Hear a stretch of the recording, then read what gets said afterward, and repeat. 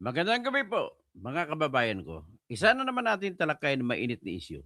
Ito naman po ay patungkol sa galit ni Ombudsman Boying Rimulya kay sa batang-batang congressman na si Representative Leandro Leveste. At ang pinagmulan o pinag-ugatan ng away ay walang iba kundi ang Cabral Files.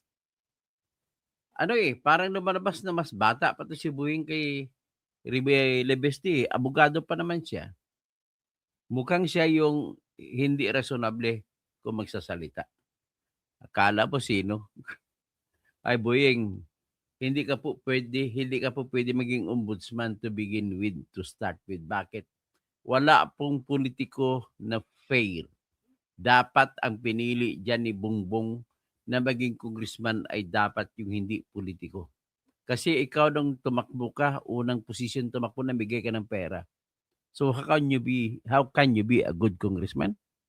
Maya pabingi, mga kabaling ko, maya pabingi kay Andrea Gueco. Good evening po, sabi kay Galaxy, watching from Singapore. So ito po yung ating issue sa ngayon.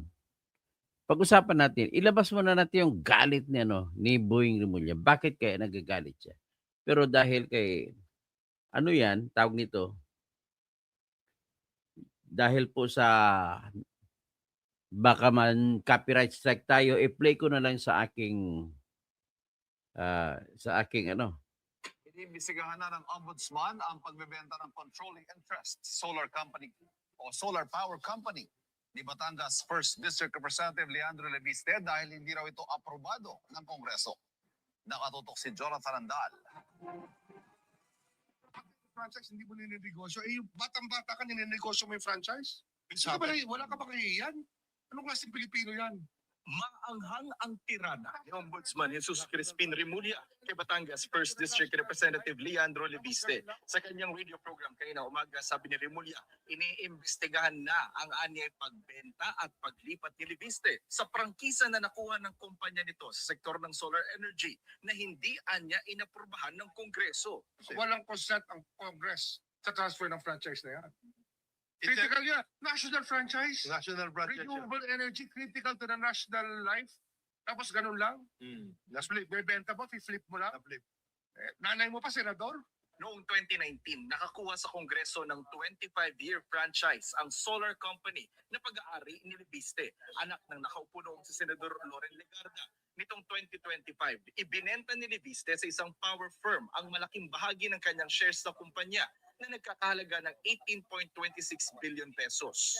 Ayon sa Section 18 ng Republic Act number 11357, ang batas na nagbigay ng prangkisa sa solar company ni Leviste, hindi maaaring ibenta ang kumpanya o ang controlling interest dito nang walang approval ng Kongreso. Sabi ni Rimulya, mas mabigat ang issue sa prangkisa ni Leviste kaysa hawak nitong tinatawag na Cabral Files, na listahan umano ng mga pinondoan ng DPWH sa mga congressional district mula 2023 hanggang 2025 na nakuha raw ni Leviste sa opisina ni yumaong dating DPWH Undersecretary Cathy Cabral. Ilabas niya. Subukan niya ilabas. Ilabas niya. Tingnan natin sa bukulote. The documents he got when Cabral was alive, it's not the same document as when she is dead already. Because there's nobody to authenticate it. This is Congressman Irrelevant na yun. Unless he has other evidence to show that everything there is gospel truth. Hiningan na namin ng komento rito si Leviste pero wala pa siyang tugon. Hihingi rin daw ng kopya ng Cabral File sa DPWH ang House Infrastructure Committee at kasama sa posible nilang ipatawag para ma-verify ang mga dokumento ay ang mga dating staff ni Cabral sa DPWH. I'm quite sure, hindi naman si UC Cabral yung nag-encode eh. Nung lahat po ng laman ng Cabral files, so each and every... Isa pa itong bobo, si Congressman Tiron Aredon. In fact, we invited and asked for their positions on the matter. Dagdag ni Redon, agad-agad nang babalik ang investigasyon ng komite sa anomalya sa flood control projects sakaling buwagin na ng tuluyan ng Independent Commission for Infrastructure. Para sa GMA Integrated News, Jonathan Andal, nakatutok, 24 oras. So yan ang problema natin kapag ang ating opisyal ng bayan ay mga bobo. Bobo si Terry Redon, graduate sa UP College of Law, bobo. Pasensya ka na, bobo ka talaga. Bobo rin si Remulla, graduate sa College of Law ng UP, kaklase pa ni Justice Barbiclione na isang napakagaling na graduate ng UP Law. Bakit ko nasabi na bobo? Ang argumento una, ang galit ni talakayin natin ang Cabral Files. Ang galit ni Ombudsman Boying Remulla kay sa batang-batang congressman ay bakit kinuha niya kay Cabral daw nung buhay pa si Cabral ang mga files na kopya niya. Hindi naman kinuha, kinopya lang. In the first correction, he did not get it. Makikita mo naman sa CCTV, wala siyang kinuha. Kundi ang nangyari ay may kinopya lang siya sa tinatawag na sa USB. At yung USB niya na nakuha, yun po ang kanyang pina-imprinta at ang iba ay in-upload sa Facebook page niya. So, Leandro Legarda Liveste. Tingnan natin. Ipakita natin. Okay. Ito si Leandro Legarda Liveste. Ipakita ko po sa inyo yung araw ng pagpunta ni batang-batang Liveste sa opisina ni Cabral. Ito po yan. Ito po yung CCTV ng pagpunta ng batang Liveste sa opisina ni Cabral.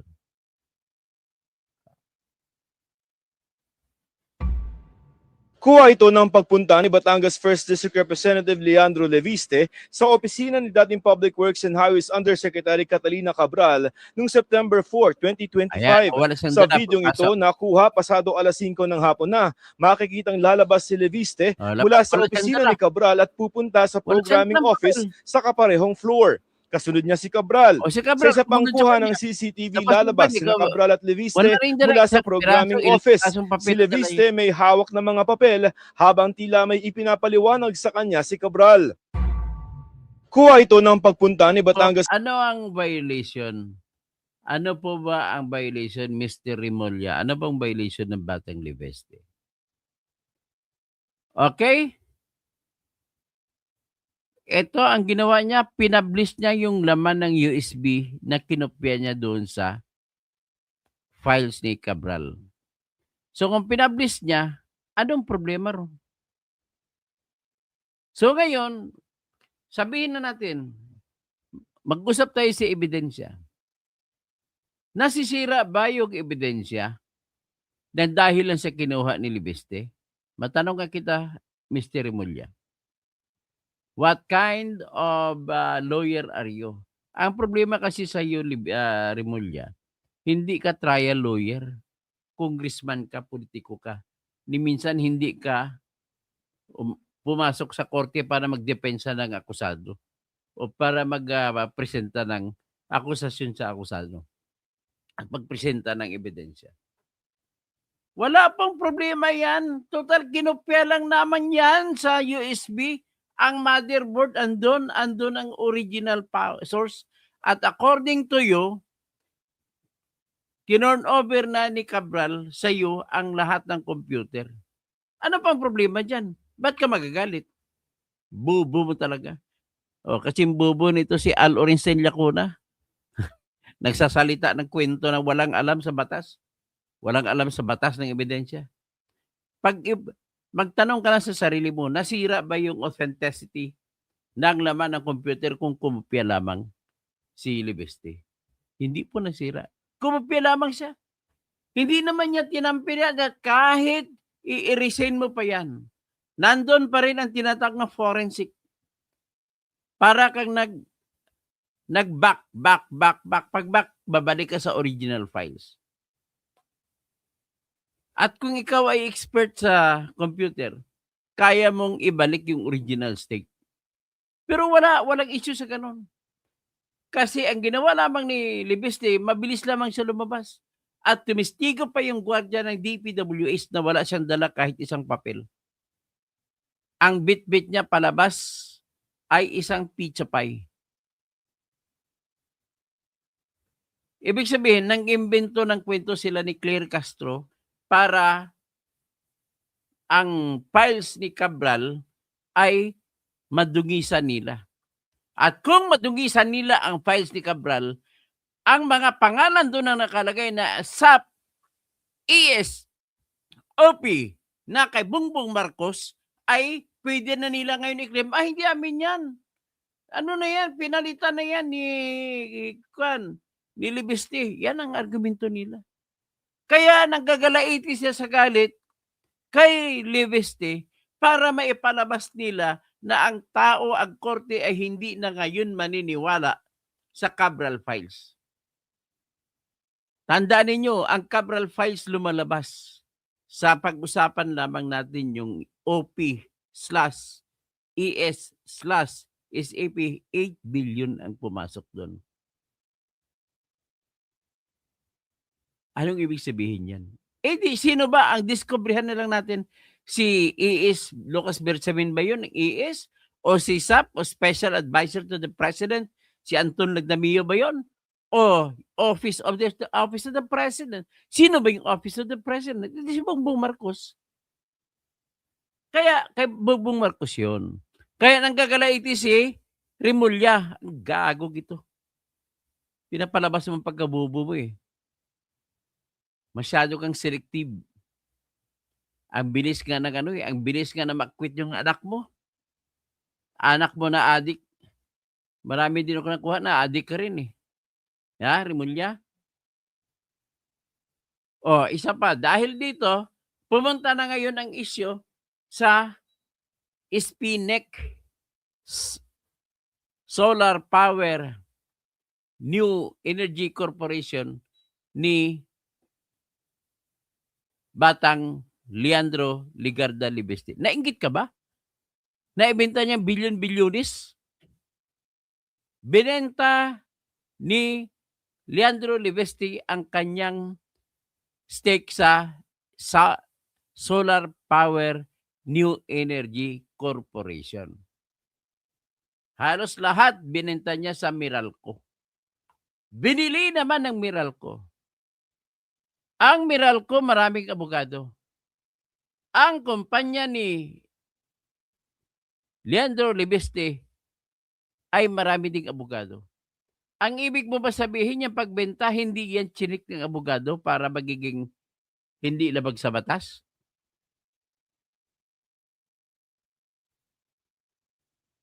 Tapos, nag-raise ng alarm si Ombudsman na imbestigahan daw niya yung pagbenta ng Batang Libiste ng kanyang shares sa kanyang kumpanya sa Meralco.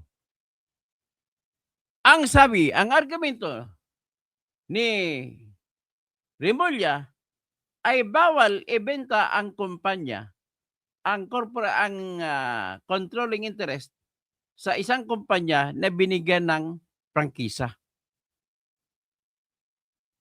Dito na lumabas ang kabubuhan ni Remulla.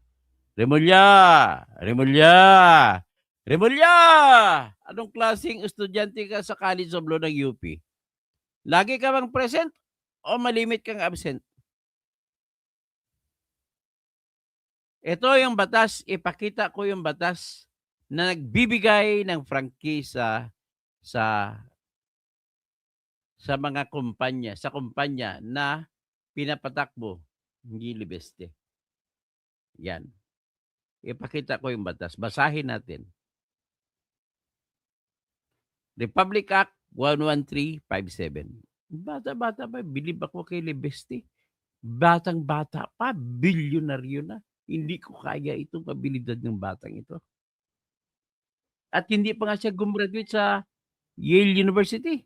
Umalis para maging negosyante. Tingnan natin kung ano ba talaga itong pinasok ng batang ito. Yung batas na pinasa noong September 9, 2019 ay Republic Act 11357. Hindi pala September 9. Ito lang po yung petsa ng pag-publish.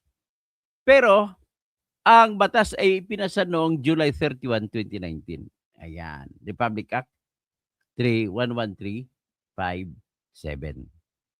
So, ang nakalagay, ang title niya, an act, batas, granting Solar para sa Bayan Corporation a franchise to construct, install, establish, operate, and maintain distributed energy resources and microgrids in the remote and unviable or unserved or underserved areas in selected provinces of the Philippines to improve access to sustainable energy.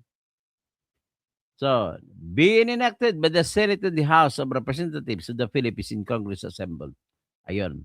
Nature and scope of franchise, subject to the provisions of the Constitution and applicable laws, rules and regulations, there is hereby granted to Solar.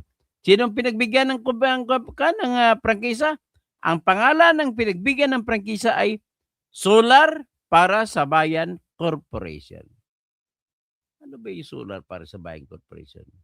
Gusto ko may ipakita yung Solar para sa Bayan Corporation. Para makita naman ninyo kung ano yan Solar para sa Bayan Corporation.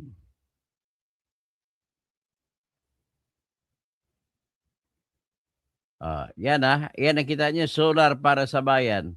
Ngayon, ano ang binenta ni Libeste sa Meralco?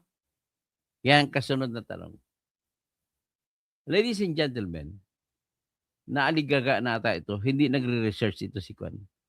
Hindi nagre-research si Boying Rimulya. Bakit hindi nagre-research?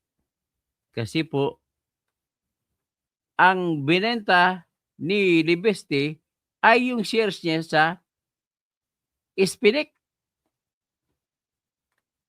Ang Spinec ay hindi yun Solar para sa Bayan Corporation.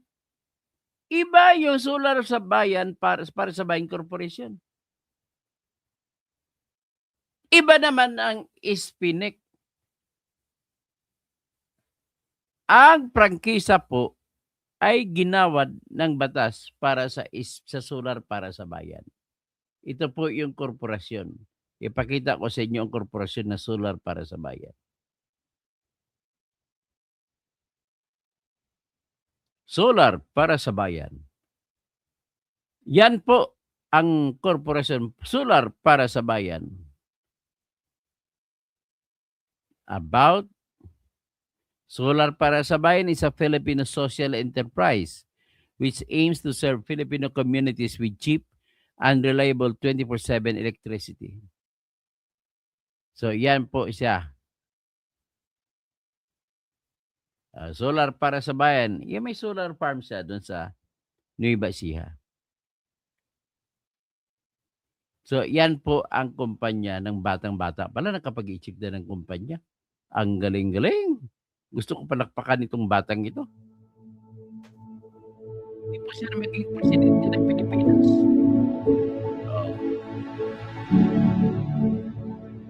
Ayan. Napakagaling na batang yan. So ngayon, sa report, ano ang binenta sa report? Ang binenta po ay SP New Energy Corporation ang binenta. Itong pangalan naman ng korporasyon na binenta. Hindi yun. Ito yun ang binenta.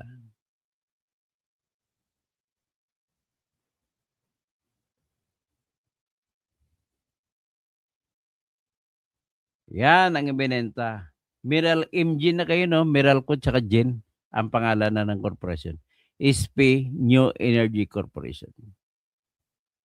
So, ang SP New Energy Corporation, ang shares of stocks ni Leandro Libiste ang ibinenta sa SP sa Meralco. Ang binenta niya ay yung share niya sa kumpanya na ang pangalan ay SP or Solar Power New Energy Corporation. Hindi po Solar para sa Bayan Corporation ang binenta. Bobo ka ba? Ngayon, ang Solar para sa Bayan Corporation, ang isa sa may-ari dyan ay ang SP New Energy Corporation. Ang binigyan ng Kongreso ng prangkisa ay ang Solar para sa Bayan Corporation. Ibinenta ba ni Libeste ang Solar para sa Bayan Corporation? Hindi. Ang ibinenta lamang ni Libeste ay yung kanyang sariling kumpanya na SP New Energy Corporation na isa sa may-ari ng Solar para sa Bayan Corporation. So walang paglalabag. Kasi ang prangkisa ay binigay sa Solar para sa Bayan Corporation. Hindi man niya binenta ang Solar para sa Bayan Corporation. Andyan pa rin. Kumbaga, yung kumpanya na Solar para sa Bayan Corporation, isa sa may-ari dyan, yung SP New Energy Corporation. Ngayon, ang SP New Energy Corporation, nung binenta ba ni Libeste sa Meralco ang SP New Energy Corporation, nag-iba na ba? Hindi. SP New Energy Corporation pa rin ang controlling owner sa Solar para sa Bayan Corporation. Intindi? Di ba bubu-bubu na to si Remulla? Naintindihan niyo ba 'yon? Ganun lamang po yan kasimple, napakabubo ng congressman ako na to. Naging congressman ka na rin. O sige, magbasa muna ako. Si Brent Santos, good evening. Dennis Kausing, my brother. Pastor Rodi Rabi, Dr. Kausing, you are always in our prayers 24/7. Thank you po. So, Dennis Ramirez, good evening, Katoto. So, ni hao. Good evening, Attorney Enzo, watching from Germany. Hindi po ako si Attorney Enzo. Si Alorinsten, nailati mo ba ang palamon sa pamilya mo? Yang bayad sa iyo ng pagbabasto sa pamilya mo kay Remulla? Tarantado ka, Alorinsten. Kabubuhan niya kasi, opisyal pa siya. Wala siyang karapatan na magreklamo. Alorinsten Lacuna, kabubo mo. Kapag ikaw po opisyal ng bayan, wala kang karapatang magreklamo kung minumura ka ng taong bayan. Ganun lamang po yan. So, asan ang katalinuhan mo, Alorinsten Lacuna? Napakabubo mo talaga. Sige, comment ka pa ng comment dyan para mabasa ng taong kabubuhan mo. Naimbag Rabim, kada kayo amin. Robel Bengson, nakakamiss na ang presko ni Buhing. Tumigil na siya nang pinuna siya ni Sam Martires. Sino pa? Si ni Hawhaw. Good evening, Attorney. Hindi po ako si Attorney Inso. Ni Hawhaw. Si Attorney Toto pa ako. Nelson Laher.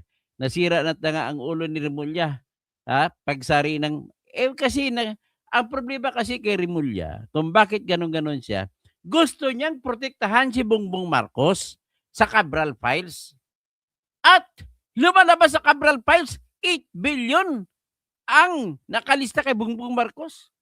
Maliban pa yan sa 100 billion na siningit ni Saldico para kay Bongbong Marcos. Maliban pa yan sa 50.9 billion na siningit ni Saldico para kay Sandro Marcos. Iba pa yan kaysa buwanan na 2 billion na binibigay ni Saldico kay Romualdez at hatiin nila ni Bongbong Marcos. So magandang gabi, buenas noches, Fernando Rafael Fernandez Cuervo. Rina Tera Palma, good evening po. Nelson Laher, buhay pa. Palayan si Remulla. Ay dapat mamamatay na ito. Diyos ko, patayin mo na yan. Ismin, Doc, Year of the Bobo ngayon. Alam mo, Year of the Horse ngayon. Dapat tumatakbo kayo. So takbuhan na lang. Bergie Piquero. Wala na ito masabi ng si Alorinsten Lacuna. Akala ko ba, Lacuna, matalino ka? Hindi ka po matalino? Naku, ang kilala kong Lacuna ay abogado. Doon sa Comelec. Hindi yan, matalino yan. Ikaw hindi. Sandy Casabuena. sa 2026 na mga kalbo gihapon ang mga lamion. Kahit na kalbo ako, wala akong problema sa buhay ko. Ikaw, pasalamat ka, sandi ka sa buhay na ka, hindi ka kalbo. Nagpasalamat ka sa Diyos. Huwag ka bang lait ang taong kalbo. Di ba? Filipinos, kinopya. Ano man kinopya? Kinopya niya lang ni ano yan. Nangopya lamang si Leandro Libeste sa USB niya. Hiningi niya lang ang kopya. No, transfer lang yan. Hindi niya kinuha. Nanghingi lang siya, nangopya lang siya. Visible ba ako, idol attorney? Hindi ka naman siguro. Visible ba ako? Hindi ko alam kung visible ka. Checkin ko naman ang visibility ko, ha. Kasi ang problema ko kung minsan nawawala.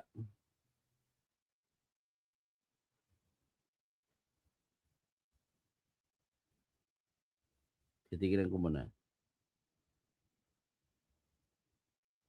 At least visible ako.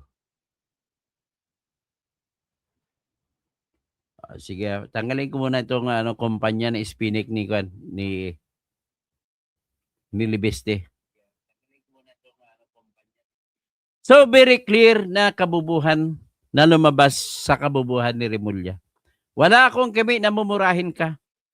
Ito si Aaron Stein, kumumurahin ko rin ito eh. Visible ba ko, idol? Pilipinos to good PM.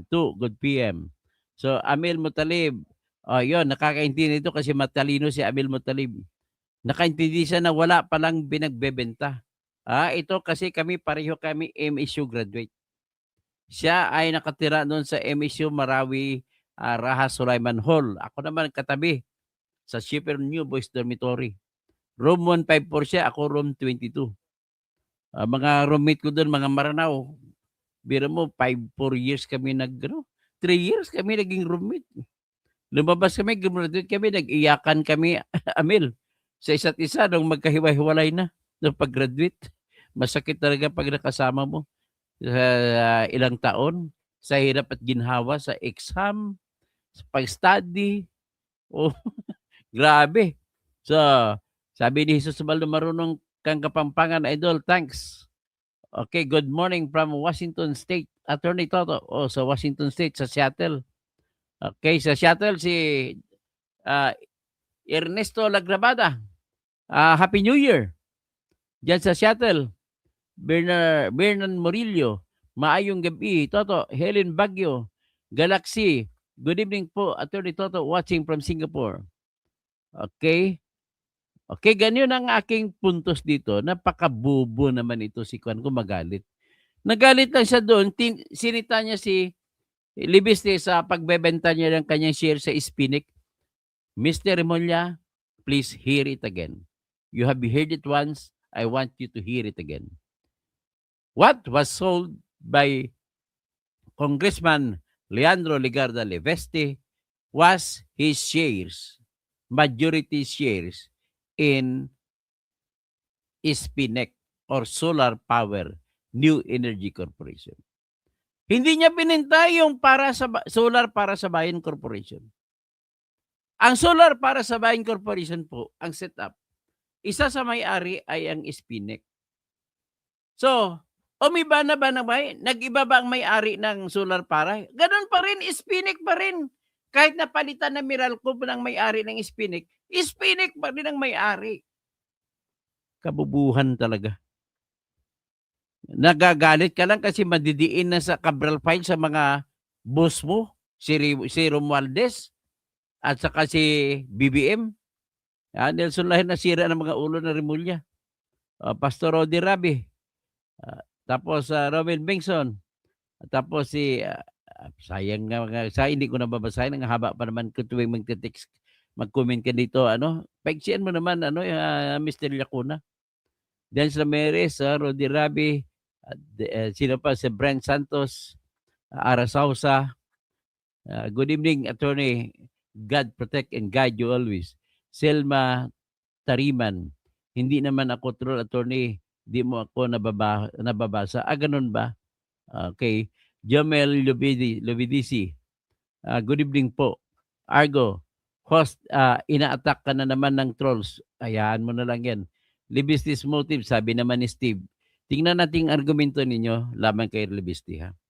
Sabi naman ni Steve, Libisti's motives may be questioned because he released information to the media, to public before officially submitting it to the office. Well, with due respect naman, Mr. Steve, no, kung sino man ka, hindi po nababago ang mukha ng dokumento kung i-share man yan ni Libisti. Mas maganda nga i-share kasi alam ng publiko. At kung na-share na po, Steve, hindi na kayang baguhin. Pero kung hindi pa niya na-share, pwede pang baguhin.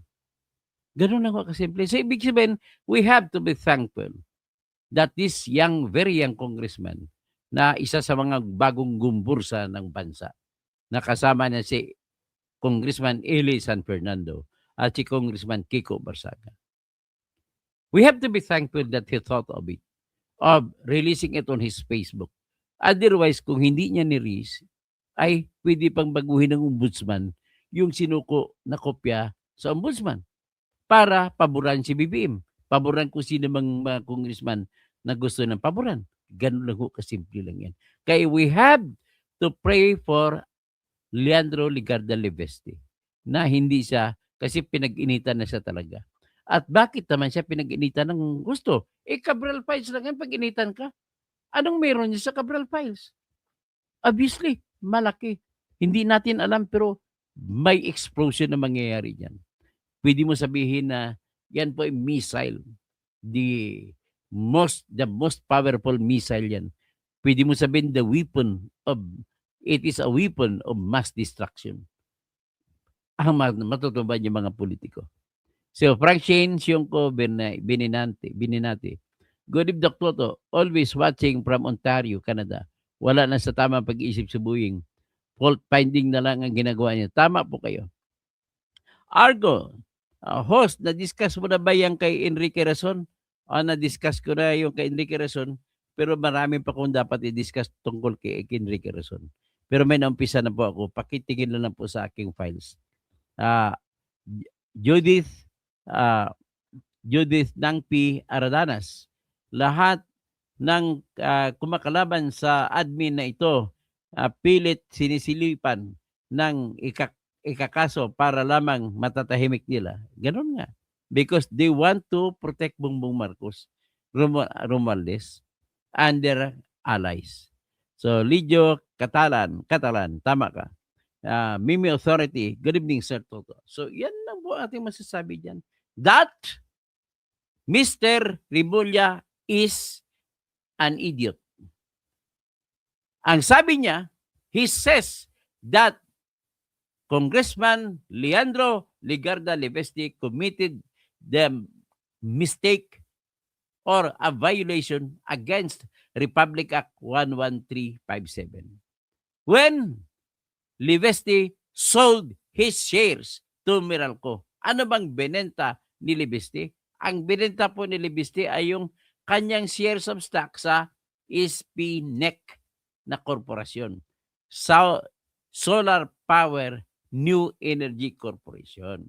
Yun lang ang binenta niya. Hindi niya po binenta ang Solar para sa Bayan Corporation. Ang Solar para sa Bayan Corporation, ang majority owner po niyan ay yung SPNEC.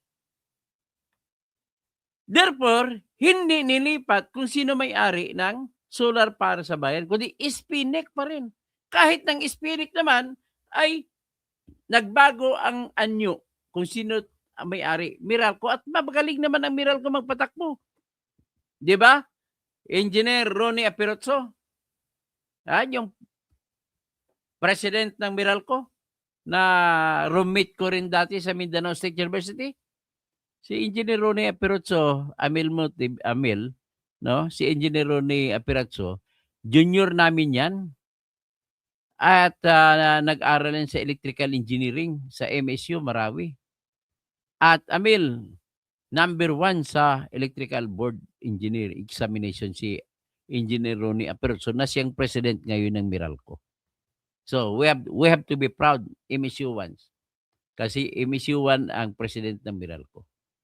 Ganon kagaling po ang MSU graduates. So,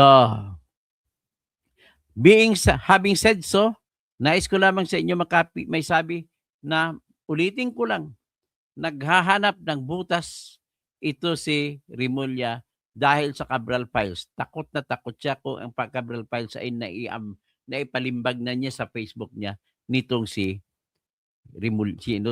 Libeste. Marami na tayong nakita. So gusto ni Remulla sisirain ang kredibilidad ng naipublish na Cabral Files. At para naman maproteksyonan niya si BBM. Itong kinagalit niya talaga doon yung nailabas yung ESOP tsaka SAP na nagpasingit ng 8 billion. Yun talaga ang kinatatakutan ni Remulla niyan. Okay? So hanggang dyan lang muna tayo. At talagang may protektahan talaga, sabi ni Romel Bingson ni Kabsat. Naimbag rabi, mga kadakayo amin, mga kabalen, maya pabegi. Sa mga kamag-anak ko dyan sa Pangasinan, Masanto Silabi. Kay Jaime Aquino, Masanto Silabi. Sa Mapandan. Okay? Hanggang dyan lang muna tayo ngayon. Si Rosalinda Villanueva, Doktor, sanang na-file mo nga na meron po, i-report ko siguro mamaya kung anong status ng kaso kay Irwin Tulfo. Kasi marami nating interesado. At sinisiguro ko na mananalo na ako nito. Kay Irwin Tulfo. Mamaya, abangan nyo po. Maganda.